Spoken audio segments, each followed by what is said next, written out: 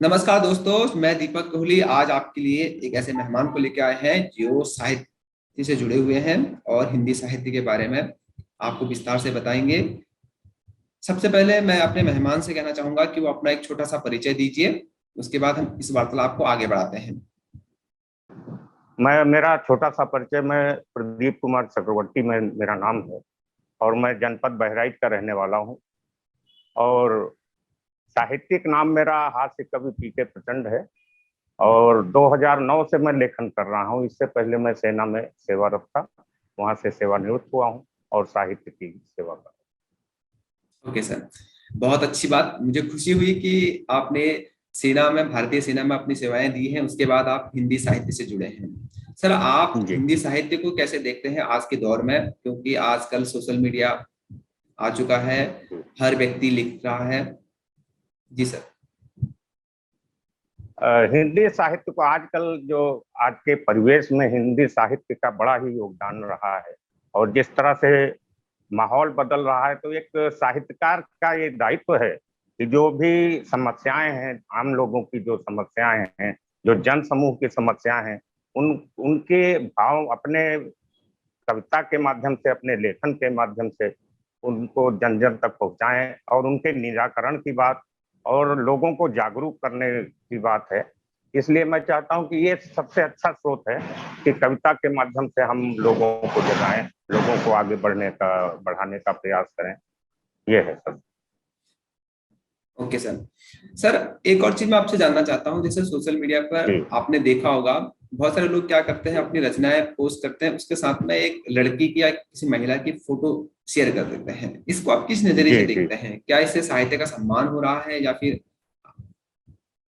अपमान हो रहा है? देखिए दीपक जी, मेरा मेरा जहां तक मानना है कि कुछ रचनाकार या साहित्यकार जो रचना के माध्यम से अपनी बात को प्रदर्शित नहीं कर पाते हैं या अपनी रचना के माध्यम से अपने भाव को नहीं रख पाते हैं, तो उसके साथ में वो एक फोटो लगा देते हैं। मेरा ये मानना है कि आप, अगर आपके भाव, आपकी रचना में जो आप कुछ कहना चाहते हैं वो आपके शब्द कहते हो, तो शायद फोटो लगाने की कोई आवश्यकता नहीं। ओके। तो आप इस पर किस नजरिए से देखते हैं? मतलब इसे आप साहित्य के अपमान के तौर पर देखते हैं, सम्मान के तौर पर देखते हैं? और जो लोग ऐसा करते हैं उन्हें आप क्या कहना चाहेंगे? नहीं, अभी कुछ मैटर तो इस तरह से है कि मान लिया उनकी फोटो लगाने से ठीक है, लेकिन अभी मैं देख रहा हूँ कि कोई भी, मान लिया कोई श्रृंगार की अगर कोई कविता लिखते हैं या कोई भी रचना, तो उसमें एक महिला की फोटो लगा देते हैं या यहाँ तो कुछ इस तरह से फोटो डालते हैं, वो मैं उचित नहीं समझता। Okay sir. उन लोगों को आप क्या कहना चाहेंगे जो ऐसा कर रहे हैं? उनको तो मैं इतना बताना चाहूंगा कि आपके लेखन में और आपके शब्दों में, आपके भाव में वो चीज आना चाहिए कि आपको फोटो लगाने की आवश्यकता ही नहीं है। लगभग मैं जहां तक लिखता हूं तो मैं तो फोटो नहीं लगाता, क्योंकि ओके उस भाव तक मैं ऑडियंस को ले जाना चाहता हूं। जो मैं कहना चाहता हूं वो मेरे गीत या छंद मुक्त तक वो खुद ही बयां करें, तो फोटो लगाने की आवश्यकता मुझे नहीं पड़ती। और सर। जो लगाते हैं जी उनको जी मैं जी। यही कहना चाहता हूं कि अपने भाव को और तगड़ा बनाइए, अपने भाव को और ठीक रखिए, तो इसकी शायद आवश्यकता नहीं। एक सैनिक का साहित्य के प्रति इतना प्रेम कैसे? मैं दीपक जी आपको बताऊं कि जब मैं सेना में था, तो सेना में अक्सर मैं स्टेज शो किया करता था। ओके, बहुत तो बढ़िया। स्टेज शो, हाँ स्टेज शो किया करता था। और उसके बाद में आज मेरा लड़का जो है बॉम्बे में है, और वो फिल्म, मतलब वो उसका थिएटर खुद का है, डी चक्रवर्ती थिएटर उसी का है।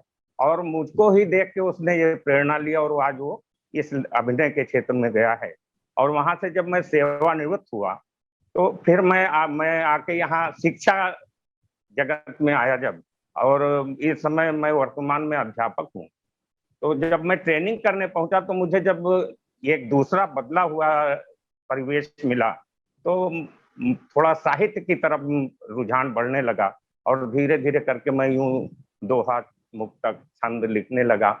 और लिखते लिखते लिखते अब मुझे आनंद भी आ रहा है। मैं गीत गजल में जीता हूँ, साहित्य वाह। में ही जी रहा हूँ मैं।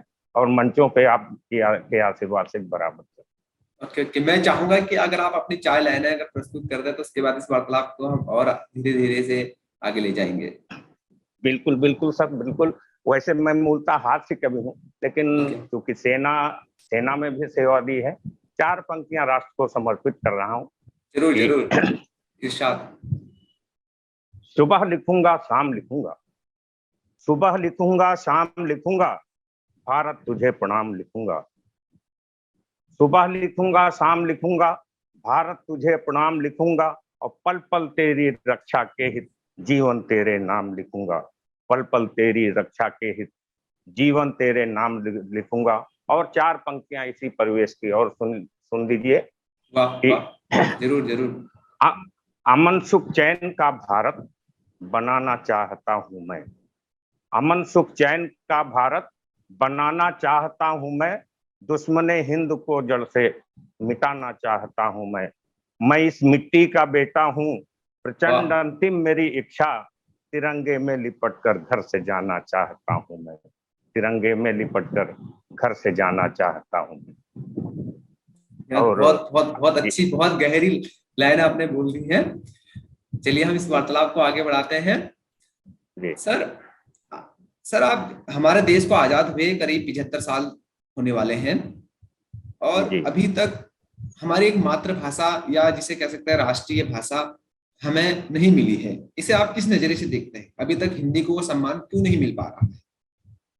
आ, देखिए, हिंदी हम कहते तो हैं, बोलते भी हैं हिंदी, लेकिन ये बड़े दुख का विषय है कि आज हमारी ये हिंदी राष्ट्रभाषा नहीं बन सकी। मैं चार पंक्तियों के माध्यम से कहिए इस बात को मैं बयां करूं तो जरूर शायद जरूर अच्छा जरूर, लगेगा जरूर जरूर।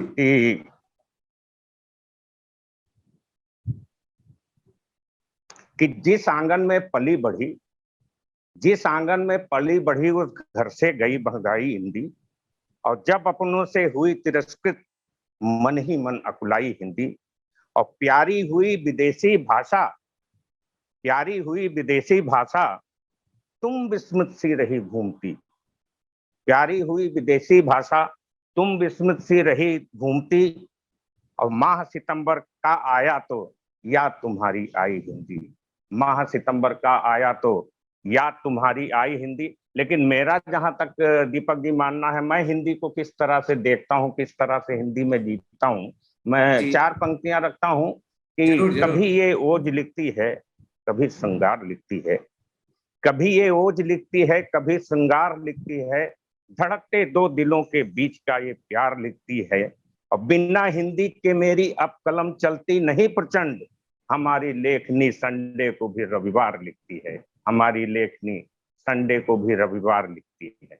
वाह वाह वाह। हिंदी राष्ट्रभाषा नहीं बनी, इसके पीछे जो हमारे जो भी वहां संसद में बैठे लोग हैं, शायद हमारा ये मानना है कि वो बात तो हिंदी में वो करते हैं और दिन भर हिंदी की भी बात करते हैं कि हिंदी को ये होना चाहिए, लेकिन वो बस सितंबर माह जब आता है तब बेचारी हिंदी याद की जाती है।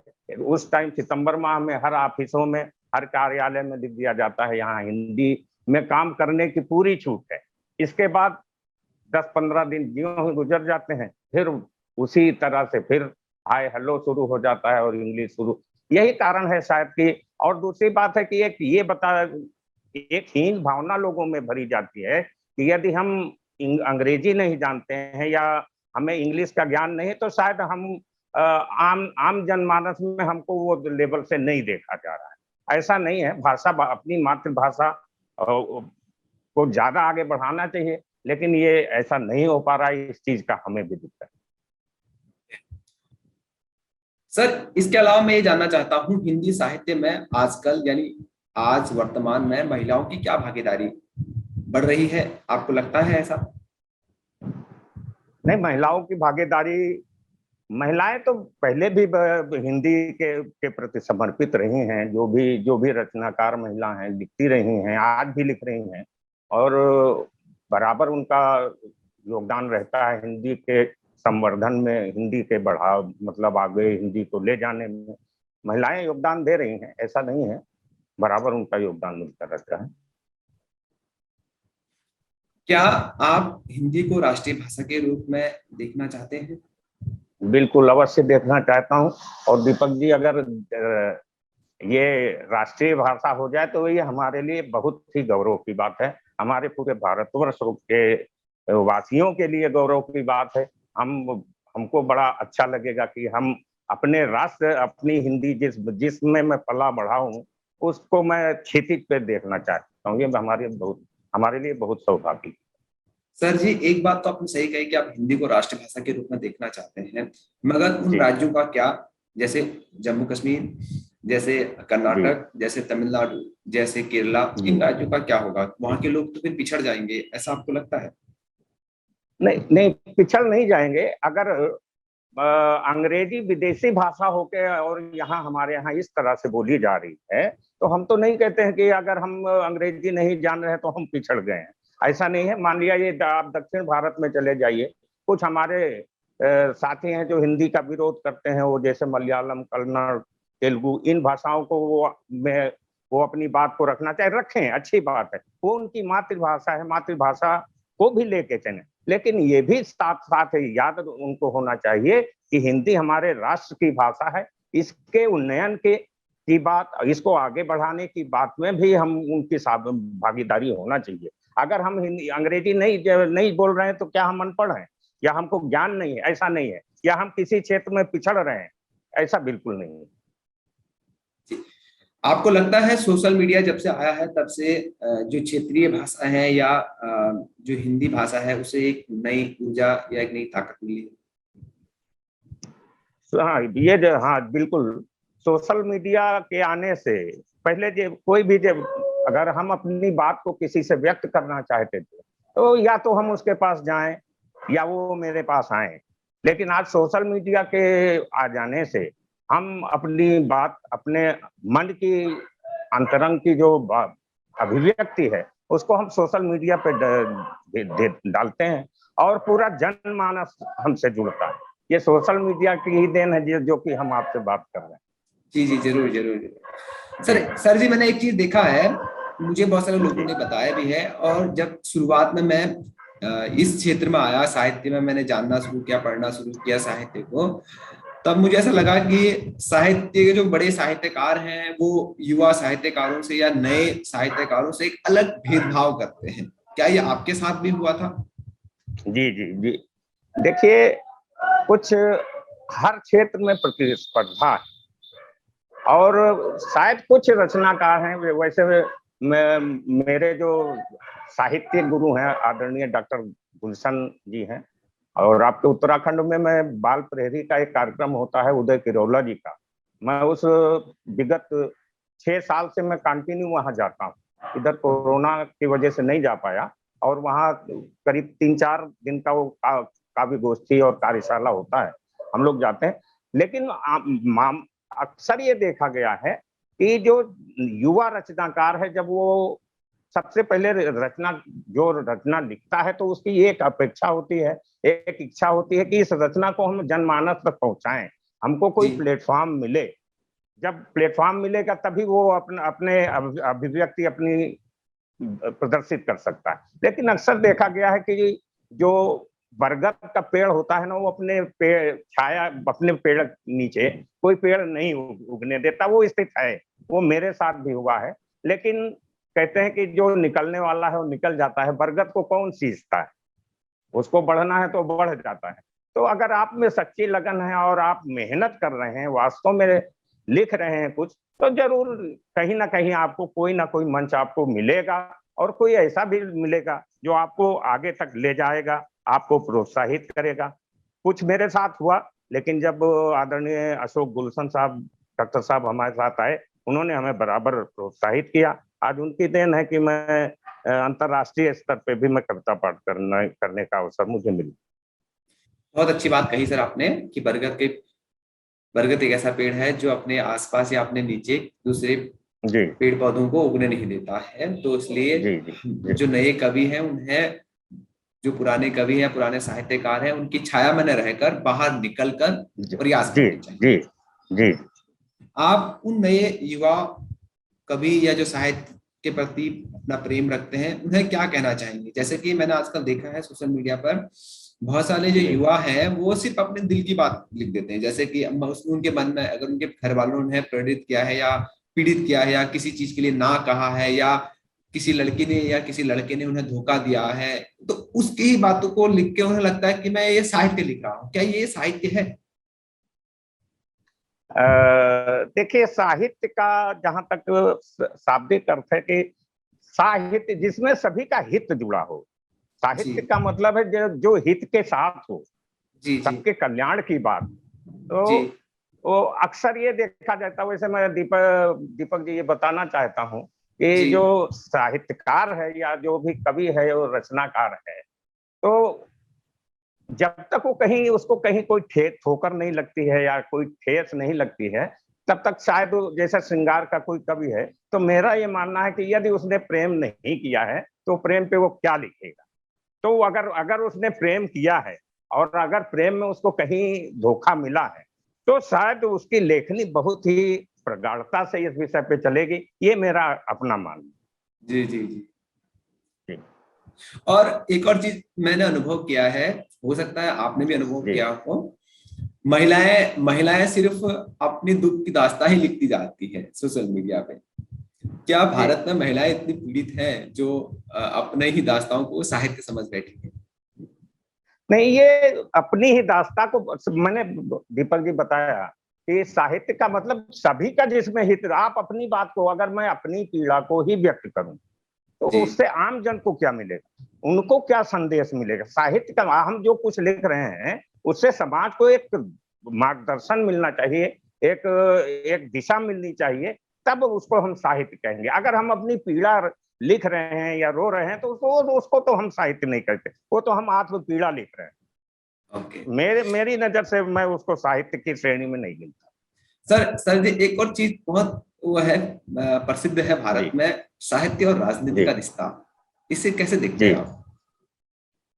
देखिए, साहित्य अगर राजनीति कहीं कदम गलत उठा लेता है, या जैसे देश की आजादी में साहित्यकार माना लड़ा नहीं है, लेकिन साहित्यकार का उतना ही योगदान है जितना वो सरहद पे सैनिक का है। साहित्यकार ने आजादी की लड़ाई में इतने बढ़ चढ़ के ऐसी ऐसी रचनाएं लिखी जिससे वास्तव में जनमानस में जोश भरा, और उसी का कारण है कि आम जनमानस बिल्कुल आजादी का दीवाना हो गया कि नहीं, आजादी हम लेके रहेंगे।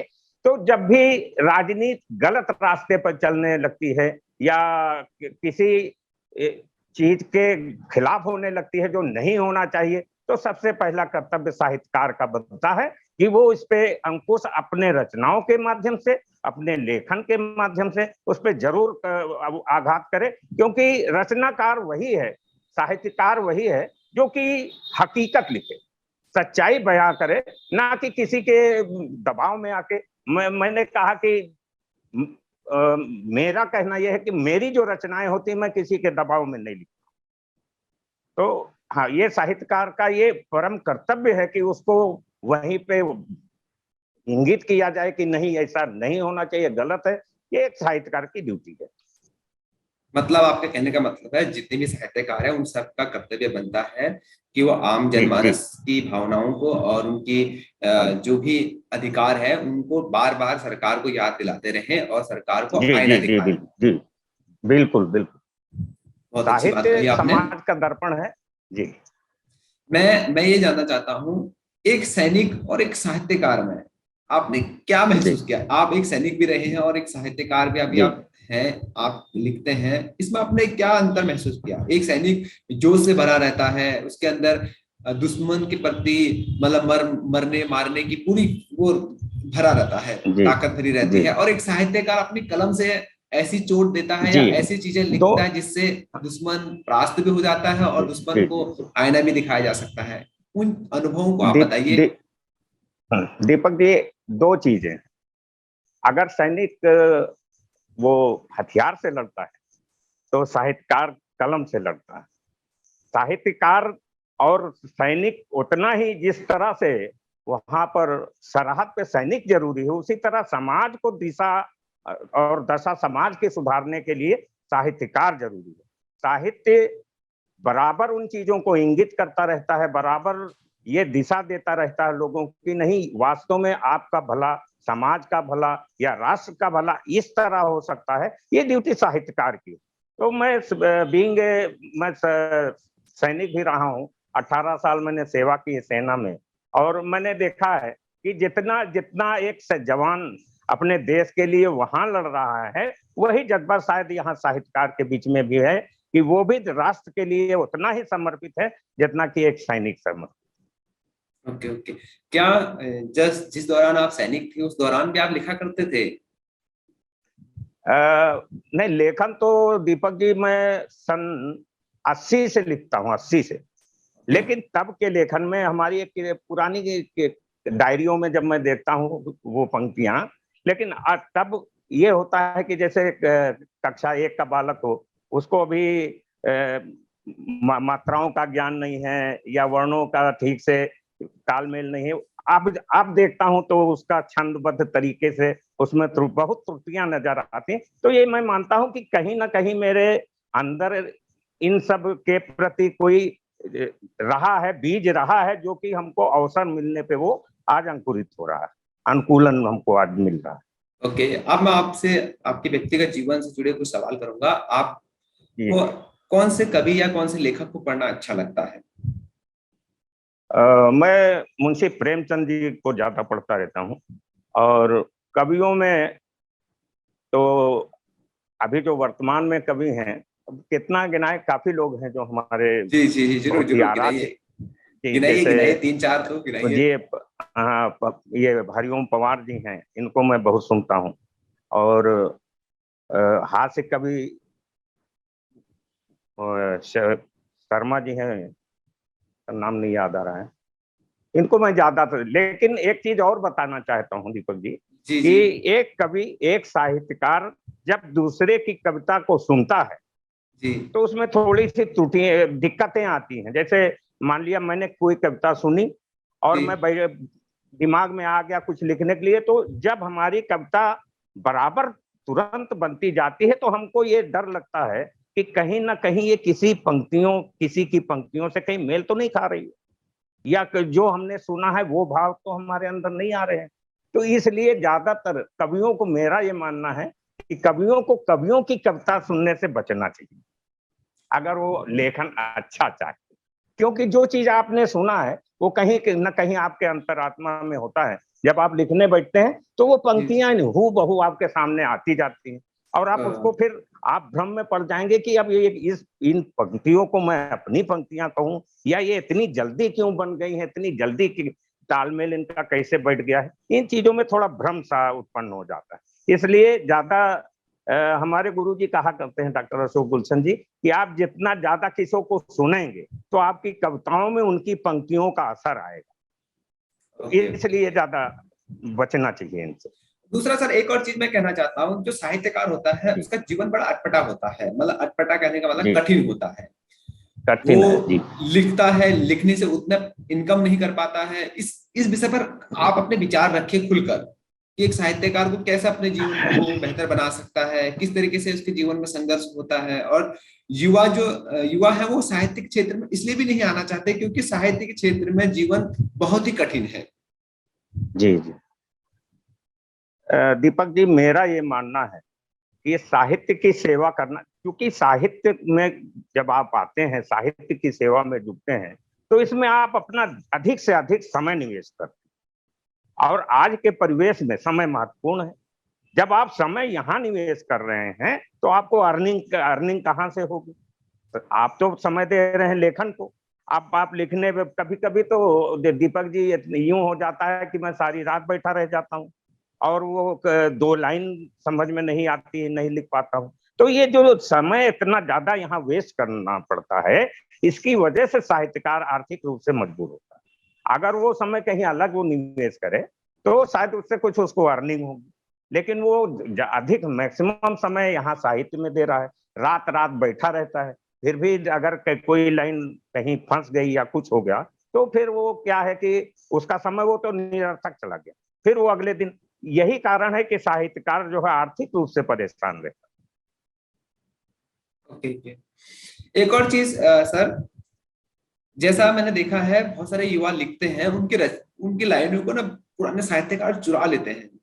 इसे आप जी किस जी नजरिए से जी जी। देखते हैं? मैंने बहुत सारे अ, युवाओं से ये शिकायत सुनी है। युवाओं से नहीं दीपक जी, कई आजकल अक्सर ये हो, मेहनत कोई करना नहीं चाहता है, एक बात। दूसरी बात है कि आजकल कोई किसी का शिष्य नहीं बनना चाहता। वो वो चाहता है कि हमारे ऊपर से जल्दी से वो निकल जाए।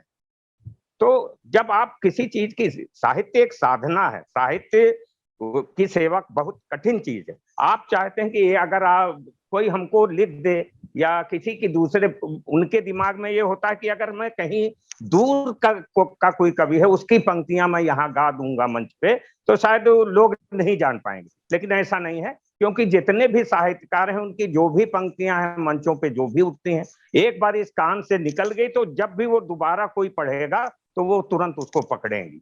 तो मेरा ये मानना है कि अगर साहित्य में अच्छा लेखन अगर करना चाहते हैं तो आप सीखिए उसको। हमारे पास कई शिष्य आते हैं, कई बच्चे आते हैं, और वो आते हैं और इतनी बढ़िया कविता सुना के चले जाते हैं, तो मैं चुपचाप बैठा रहता हूँ। मैं इसलिए नहीं, बाद में बोलता हूँ कि ये बताओ, सच बोलो कि क्या ये तुम्हारी रचना है?